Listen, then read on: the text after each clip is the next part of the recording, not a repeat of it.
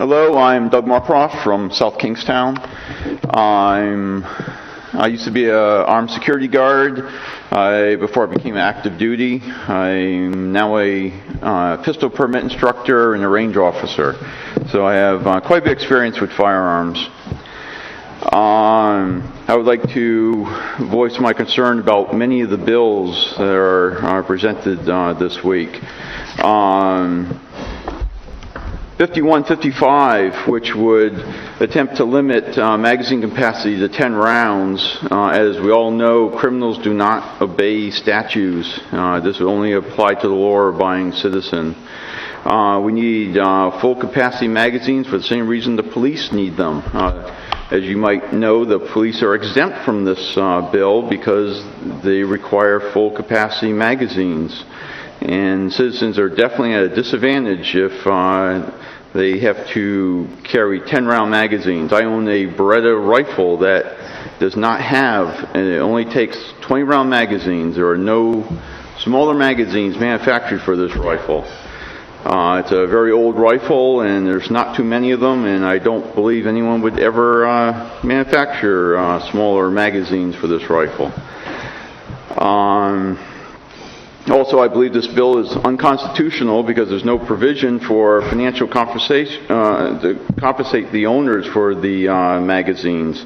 FFLs are not going to pay anything for magazines which they can't sell, and that was one of the three ways to get rid of magazines in the bill.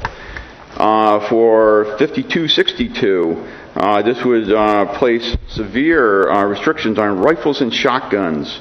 Rifles and shotguns are not a problem in Rhode Island that I've heard of, so this is not a problem, and it would cause people like me major legal problems. I own a woodlot in a nearby state, and I would not be able to go there with my long guns to target practice. So that is totally unacceptable for 5262. And I suspect it would be very quickly turned over in the courts, and I would probably be one of the lead plaintiffs on that. For 5263,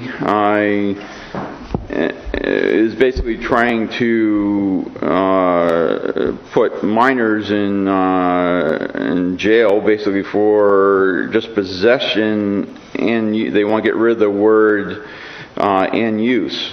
And even for BB guns, we can those under 18 could get arrested, and it is definitely unwarranted.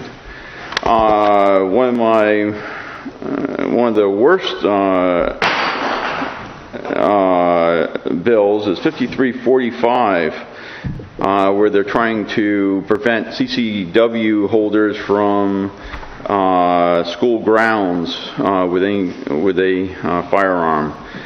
There are, as has already been mentioned, there are approximately 3,500 CCWs in Rhode Island. They're highly restricted on who they give permits to, and this would prevent parents from bringing their kids to school. This also applies to the school grounds, not just the school building, the school grounds. So parents would not be able to bring their children to school. And that is just totally outrageous. I used to be a pistol permit instructor in Connecticut, and in Connecticut it's illegal for the firearms to be in the schools, but you can have them in the parking lots. And basically it sounds like we want to follow Connecticut after their history with Sandy Hook, and it just blows my mind that we would even consider having a gun-free zone with our children in play.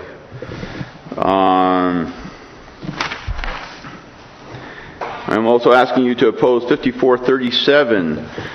This would send innocent firearm owners to jail if it's ever discovered that any mark was ever added to their firearms.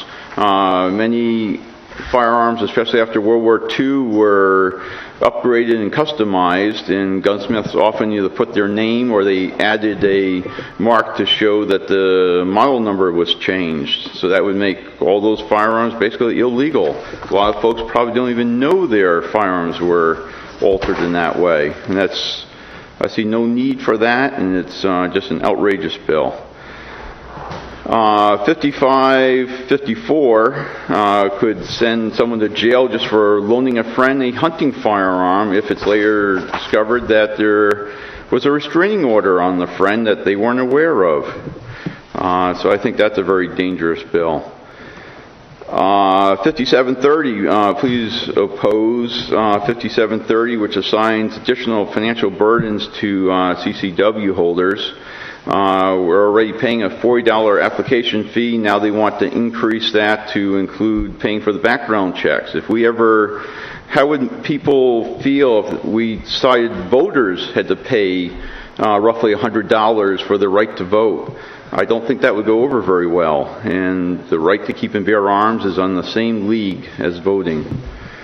There are some bills I support. I support 5156, which we definitely need some changes to the CCW permit process. Rhode Island plays politics with our rights for CCW, and changes are desperately needed. That was the stun guns.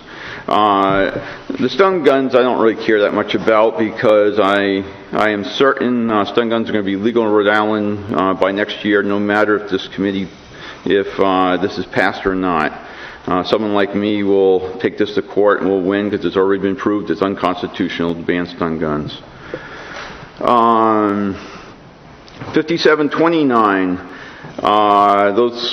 this would basically allow those with concealed carry permits issued by other states to carry in Rhode Island. I definitely support that. I'm a pistol permit instructor, and it's just outrageous that people have to go through the hoops to get multiple state permits for a CCW.